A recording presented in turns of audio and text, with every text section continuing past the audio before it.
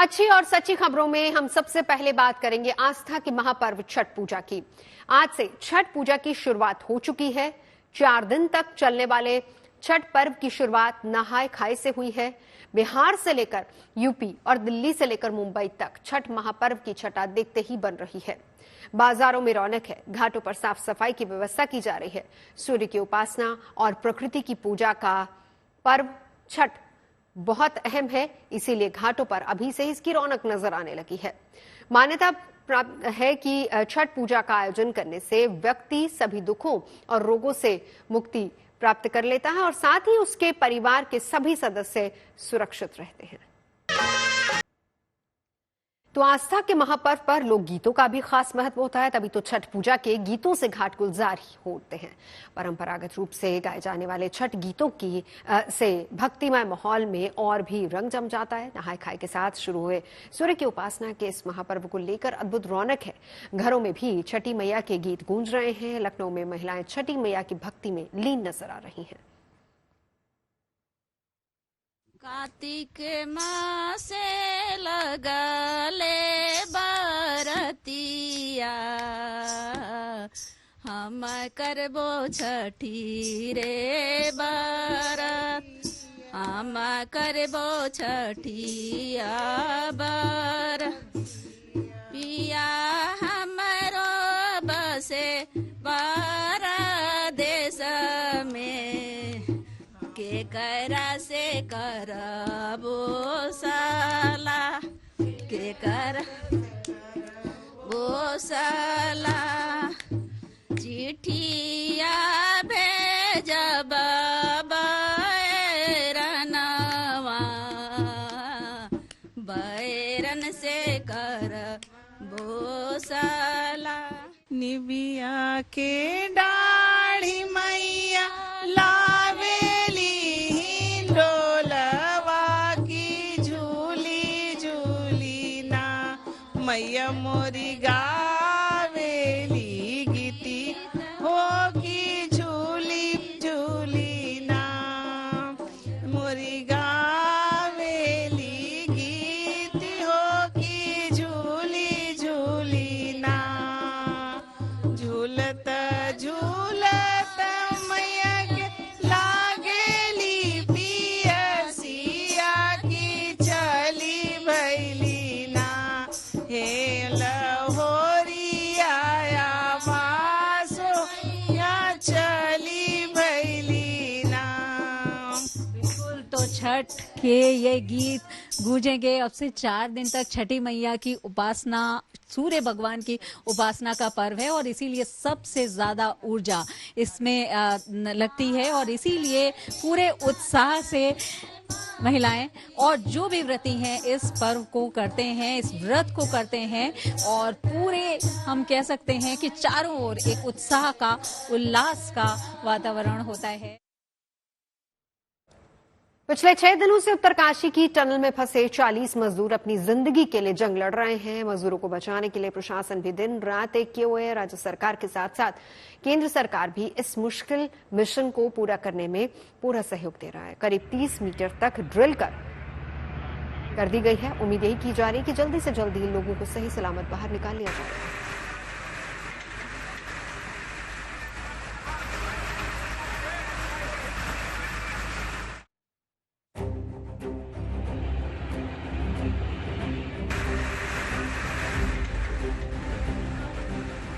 140 घंटे से ज्यादा का वक्त गुजर चुका है और अब भी सांसों की सलामती के लिए जद्दोजहद जारी है। उत्तराखंड में टनल में फंसे लोगों को सही सलामत बाहर निकालने के लिए युद्ध स्तर पर रेस्क्यू ऑपरेशन चलाया जा रहा है। अमेरिकी ऑगर मशीन के जरिए अब तक सुरंग के मलबे में करीब 30 मीटर तक ड्रिलिंग का काम किया जा चुका है। जानकारी के मुताबिक 6-6 मीटर के 5 पाइप मलबे के अंदर डाले जा चुके हैं और आगे भी उस पर काम चल रहा है। आज उत्तरकाशी में सिलकिया टनल रेस्क्यू का 6वां दिन है और लगातार ऑगर ड्रिलिंग मशीन डेब्रीज के अंदर बैरल्स को लगातार इंजेक्ट कर रही है। अथॉरिटीज का कहना है कि 30 मीटर के बाद जो बैरल है अगर वो पूरी तरीके से इंजेक्ट हो जाएंगे उसके बाद प्रोसेस बहुत स्मूथ हो जाएगा, क्योंकि अपस्ट्रीम से डाउनस्ट्रीम में जाने के लिए थोड़ा आसान प्रेशर पड़ेगा और ज्यादा प्रेशर ना पड़ते हुए मशीन को भी नुकसान नहीं होगा। अभी ऑगर ड्रिलिंग मशीन लगातार काम कर रही है और लगातार अथॉरिटीज यहाँ पर मौजूद हैं और रेस्क्यू ऑपरेशंस फुल स्विंग में चल रहा है। 3 लेयर में सिक्योरिटी को यहाँ पर तैनात किया गया है ताकि कोई भी बाहरी व्यक्ति टनल के आसपास ना जा सके या फिर जो रेस्क्यू प्रोसेस है उसमें रुकावट ना आए। उत्तरकाशी के सिलक्यारा पौल गांव टनल में 6 दिन से फंसे सभी 40 मजदूरों को बाहर निकालने के लिए प्रशासन मुस्तैद है। टनल में फंसे सभी मजदूरों को सुरक्षित बाहर निकालने के लिए हर स्तर पर हर संभव कोशिश की जा रही है। राज्य सरकार के साथ केंद्र सरकार भी हर हालात पर नजर बनाए हुए है। पुलिस, एनडीआरएफ, एसडीआरएफ, आईटीबीपी और मेडिकल टीमें आपातकालीन कवायदों के लिए मॉक ड्रिल कर रही हैं ताकि लोगों की जिंदगी पर किसी तरह की आंच न आए। की सुरंग के बाहर अभी आप जो देख रहे हैं, ये जो अधिकारियों का आना जाना है, इनके साथ साथ जो एजेंसियां हैं, फिर वो एनडीआरएफ है, एसडीआरएफ है, पुलिस है, मेडिकल टीम है, वो लगातार रेस्क्यू ऑपरेशन भी चला रही है और रेस्क्यू ऑपरेशन के साथ साथ वो मॉक ड्रिल कर रही हैं। मॉक ड्रिल इसलिए जरूरी है कि जैसे ही सुरंग के उस पार जब वो पाइप स्केप टनल पहुंच जाएंगी तब उन्हें त्वरित गति से निकाला जाए। 60 मीटर का लंबा जो सकरा रास्ता है उसमें से निकालने की एक्सपर्टीज, जो रेस्क्यू की एक्सपर्टीज है, वो एनडीआरएफ जैसी एजेंसियों की है। तो वो अंदर जाएंगे, उसके साथ साथ स्ट्रेचर ले जाएंगे, स्ट्रेचर व्हील्स के साथ होंगी और उन्हें तुरंत वहां से निकाला जाए।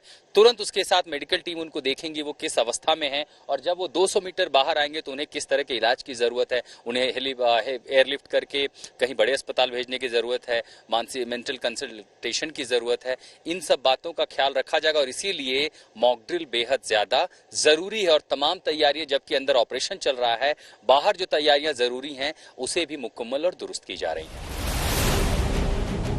जिस मलबे को हटाना है उसकी लंबाई 70 फीट तक बताई जा रही है। रेस्क्यू टीम का प्लान है कि वो मलबे में ड्रिलिंग करके वहां 900 mm व्यास वाले पाइप उसमें फिट करे, जिसके जरिए सभी मजदूरों को वहां से निकाला जा सके। कि ऑगर मशीन जो है अब बहुत बढ़िया तरीके से काम कर रही है और मुझे पूरी उम्मीद है कि इसको हम जल्दी खत्म कर लिए जाएंगे।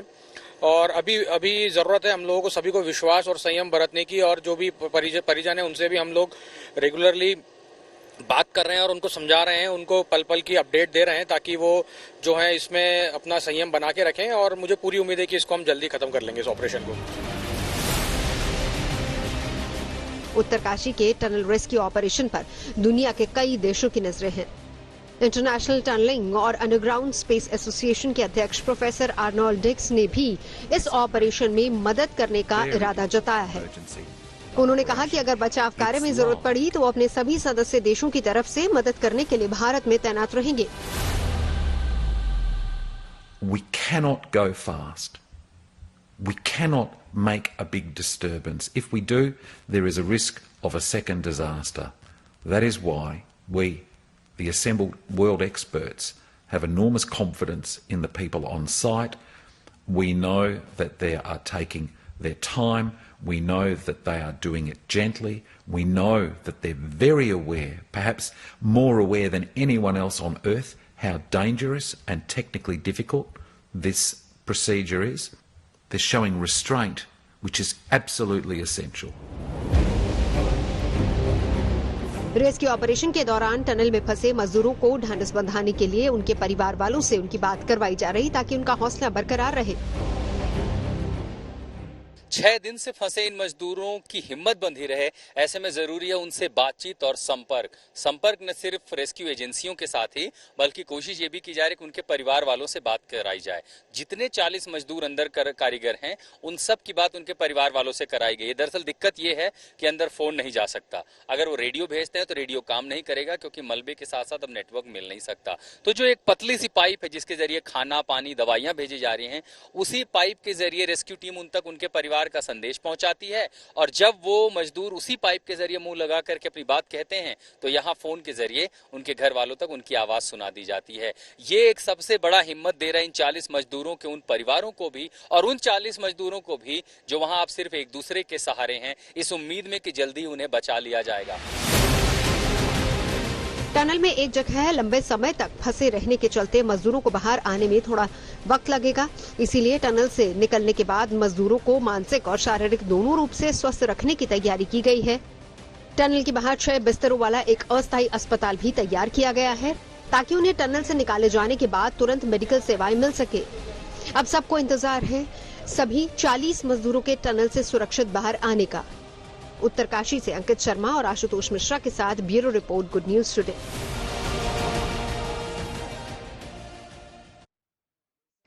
और बात बद्रीनाथ धाम की धार्मिक मान्यताओं के मुताबिक, जिसे सृष्टि का 8वां वैकुंठ कहा जाता है, बद्रीनाथ धाम देश के 4 प्रमुख धामों में से एक है। गंगोत्री धाम, केदारनाथ धाम, यमुनोत्री धाम के बाद बद्रीनाथ धाम के कपाट के बंद होने की बारी आ गई है। 18 नवंबर यानी कि कल पूरे विधि विधान के साथ शीतकाल के लिए बंद कर दिए जाएंगे कपाट। ऐसे में भगवान बद्री विशाल के दर्शन के लिए सिर्फ आज भर की मोहलत है। सनातन धर्म को मानने वाले हर शख्स की कम से कम एक बार बद्रीनाथ धाम आने की इच्छा जरूर रहती है।